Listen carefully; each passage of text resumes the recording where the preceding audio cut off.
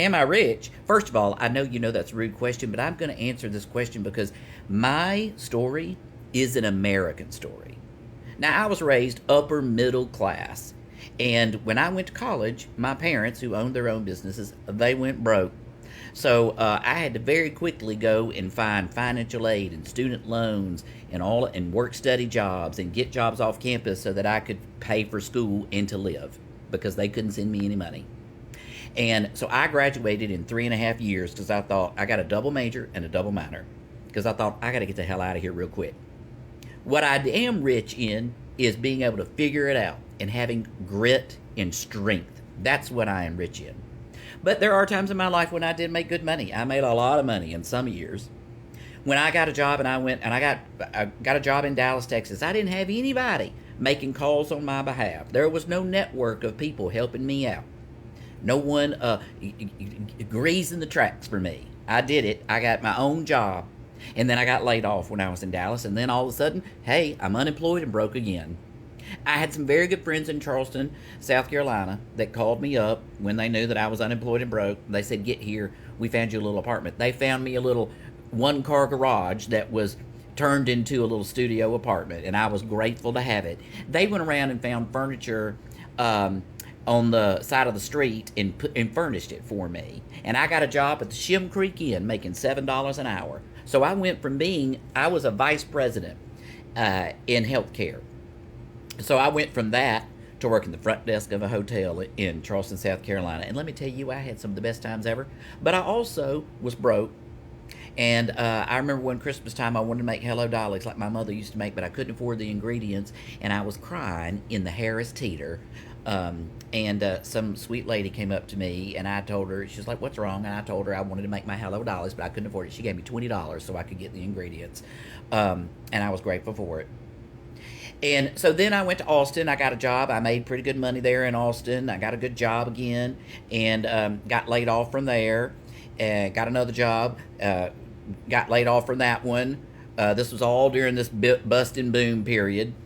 And so anytime I had any opportunity to get any savings in my life, they were quickly depleted. I had to pull money from my 401k and marketing people get laid off all the time. They'll tell you this is true. I had to pull money out of that 401k every time to get me through to get the next job.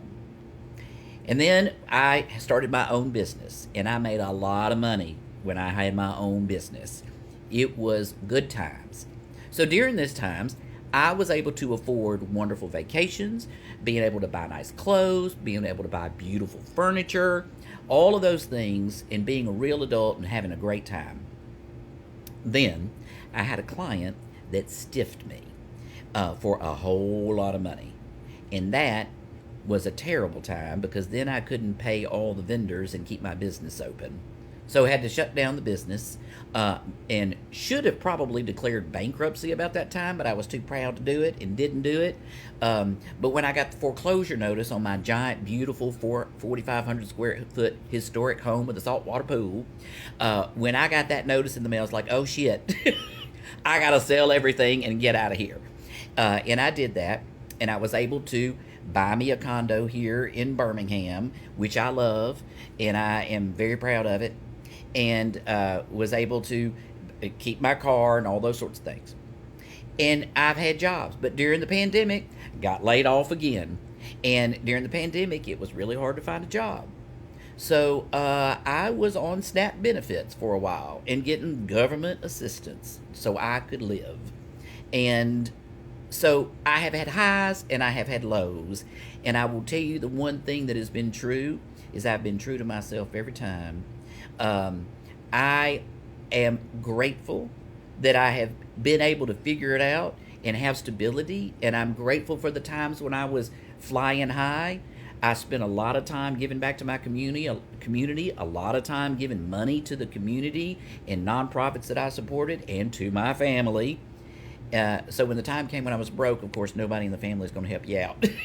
And so I was on my own and have been on my own since I was 18 as far as financially figuring it out. I have had highs and I have had lows.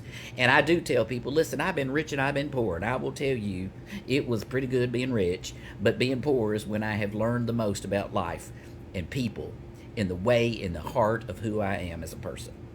And I think that's the American story. Even today, if I lost my job today, it would be really tough in about 3 months. And so I can relate. And even when I couldn't relate, I still understood that poor people do not, nobody wants to be poor. Nobody earns that. Nobody deserves that. Nobody is, so I don't have this disdain for people that are poor or seeking assistance from government. And I also know that had the government not been there for me when I needed it, I would have been unhoused because there was no safety net for me. And if people don't understand that, if your lives have all been noodle salads and picnic by the lakes and you don't understand how that can happen to people, it happens to people every day. People you know.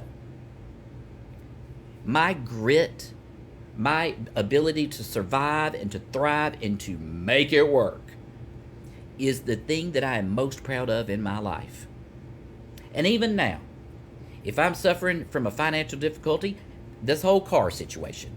Now, they're going to pay me for that car, but it's not going to be enough for me to go buy a new car. So I got to buy a car with whatever the money they give me. I am not in a financial position to go out and say, oh, let me go buy a new car and take out a $40,000 loan to finance a car. No, that ain't it. Now, all of this is none of your business, but I'm not embarrassed by any of it because I've done the best I could. And I am just like any average American. And even when I'm flying high, I never changed my mind about what side I was on. Because I'm on the side for the people that need help, struggle, or making their way as best they can in this world. The ones sitting up in their fancy houses like I used to sit in and don't give three shits about poor people and think they deserve it and they shouldn't be able to buy a candy bar with their SNAP benefits. I'm not like them. I'm better than every one of them. I'm better than every single billionaire that thinks that they shouldn't pay taxes and the poor people should, or the middle class or the upper middle class should pay. I also have no delusions of grandeur that I will be like them, because they got some breaks and some deals that you and I would never get. So, am I rich? Absolutely. I am filthy rich with my dignity and my grit and my survivability and my willingness to be generous of spirit and generous in my heart, even when I am signing up for food stamps. So I am a rich man indeed. I hope that answers your question. Maybe you can relate, or maybe you can't. Maybe you're sitting there in your silver platter eating some noodle salad right now. Who knows? It's okay. We're all the same.